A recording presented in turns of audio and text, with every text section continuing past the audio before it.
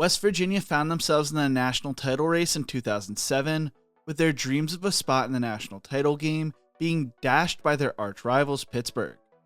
Since that season, the Mountaineers have fought to become national title contenders again, and because of those aspirations, it may have run their program into the ground. Now, led by head coach Neal Brown, West Virginia finally looks to be back on an upward trajectory heading into the 2024 season. Can they return to winning double-digit games in a season once again? Only time will tell. This is the fall and revival of West Virginia football. But before we get into this, if you enjoy college football content like this, make sure to leave a like and subscribe. Also, let me know if you think West Virginia can return to their glory days once again in the comment section below. Following the retirement of College Football Hall of Fame head coach Don Nehlen in 2000, West Virginia was looking for a new head coach for the first time in 20 years. The man chosen to replace the legendary head coach would be Rich Rodriguez, who had played defensive back for the Mountaineers in the 80s and started his coaching career as a student assistant there. Rodriguez made a name for himself using an innovative offense as an offensive coordinator for both Tulane and Clemson. He almost landed the Texas Tech head coaching job in 1999, but that would instead go to the late great Mike Leach. Instead, Rodriguez returned for a third time to his alma mater, this time serving as their head coach to replace his former ball coach. He struggled his first season going 3-8 in 2001, would revive the program the following year, taking them to the Continental Tire Bowl and finishing as runner-ups in the Big East Conference with a 9-4 record. Although the program would struggle to start the 2003 season, they would get it together to finish the year 8-5 and win a share of the Big East title. 2004 saw the Mountaineers rise as high as number 6 in the polls during the season, but they would finish the year 8-4 and win a share of the Big East title for the second year in a row. During the 2005 season, West Virginia welcomed quarterback Patrick White and running back Steve Slayton, who would go on to become stars for the Mountaineers program, although other schools recruited them to play on the defensive side of the ball.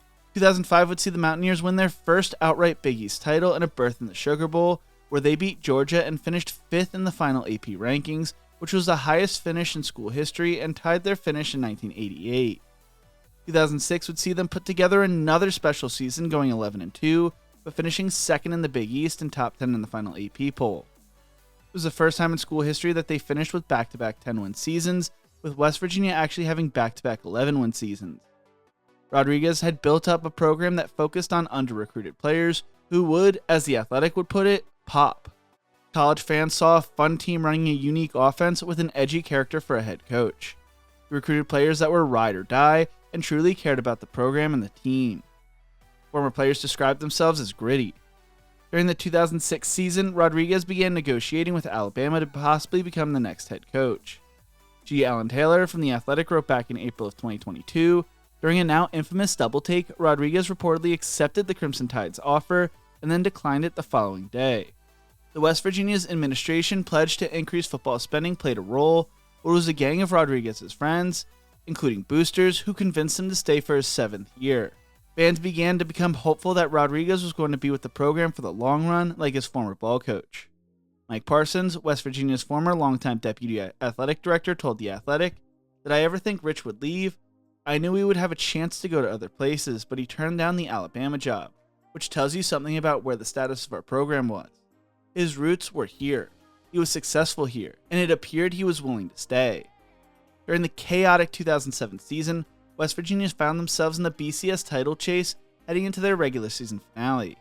It was all up for grabs for them.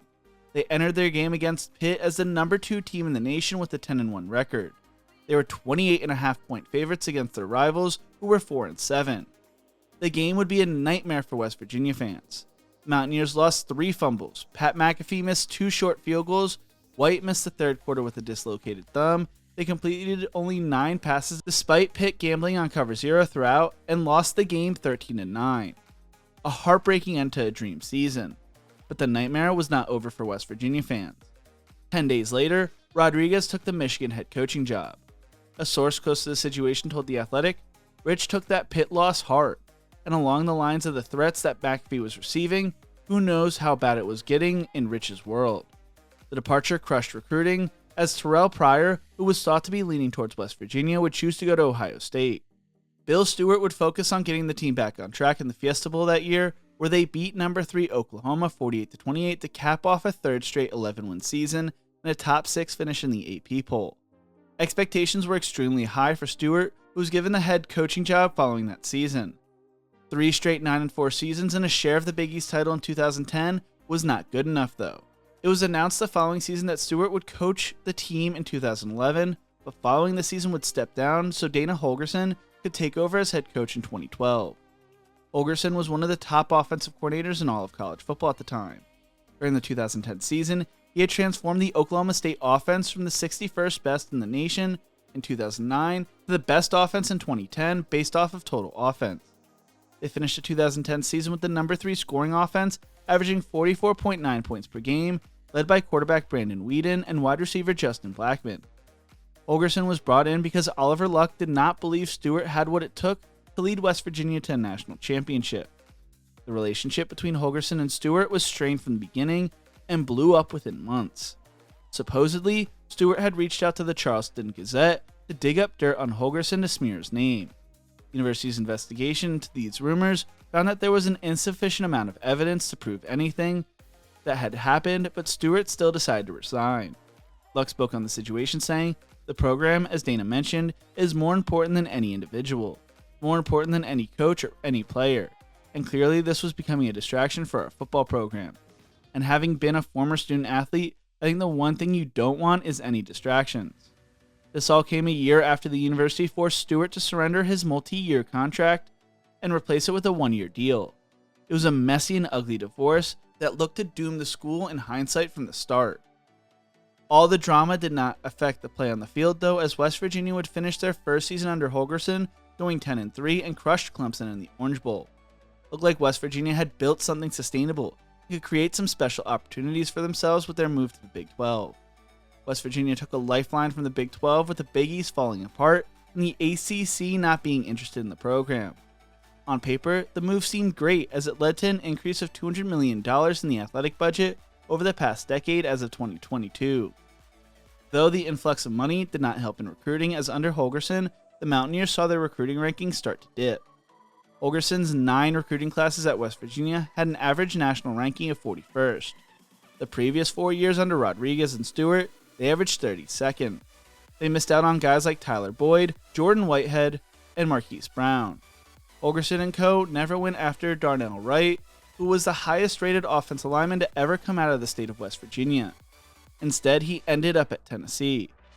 Holgorsen began relying more and more on JUCO players, signing 41 in his last 6 recruiting classes. In 2012, West Virginia would go 7-6, and in 2013, they had their first losing season since Rich Rodriguez's first season back in 2001.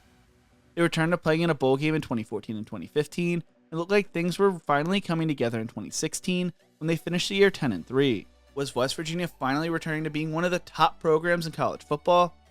No. They would go 7-6 in 2017, and 2018 saw Holgorsen and West Virginia go all in with the older roster. West Virginia entered their second to last regular season game on the road against Oklahoma State, sitting at 8-1, and had an opportunity to clinch a spot in the Big 12 title game. They were ranked 7th in the nation and on the doorstep of the college football playoffs, led by Heisman candidate quarterback Will Grier. With 5 minutes left to play, the Mountaineers were up 41-31. The game looked to be over. That was until former walk-on quarterback Taylor Cornelius put together 2 75-plus yard touchdown drives to give Oklahoma State a 45-41 lead. Grier led West Virginia down to the Cowboys' 14-yard line, but his final pass attempt would be broken up and batted down, and West Virginia would lose. The following week, they lost a heartbreaker to a Kyler Murray-led Oklahoma team that entered the game ranked 6th in the nation. The Mountaineers put up 704 yards of offense, but it was not enough as they fell 59-56. West Virginia would lose their 3rd straight game to Syracuse in the Camping World Bowl to finish the season 8-4. After the season, Holgorsen chose to leave West Virginia to take the Houston job. He chose to leave a Power 5 school to coach at a Group of 5 school. The man chosen to replace Dana Holgorsen was Neal Brown.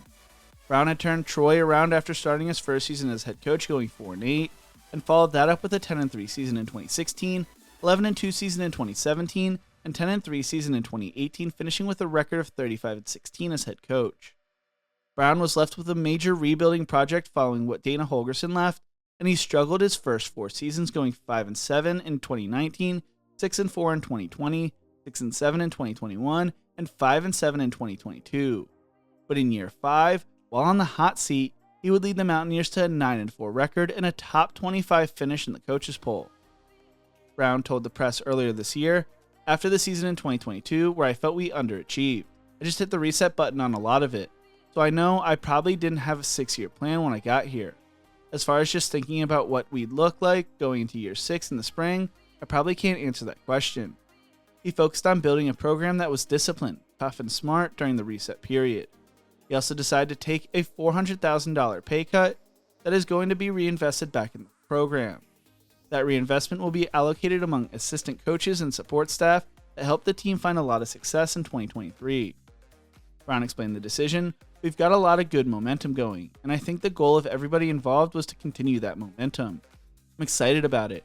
I'm really excited about what our future looks like here, and just to create some stability, not for myself, but for our program. I think it's important for you to have skin in the game. It was important for me to have some skin in the game because it was the right thing. Our assistant coaches and our support staff, we have a big organization. We have a lot of people that make this organization go, and I want to make sure they got rewarded." Although West Virginia struggled their first 4 seasons under Brown, the program looks to be back on the right trajectory, and could be one of the teams that fill the void left by the departure of Texas and Oklahoma. It also seems like Neal Brown is invested in the long run, not playing the jump to another job.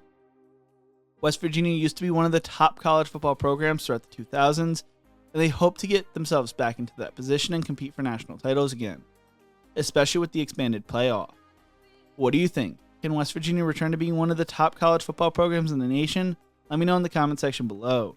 If you enjoyed this video, make sure to check out one of my other videos YouTube thinks you will love right here. Thank you so much for watching, and as always, remember to embrace the grind.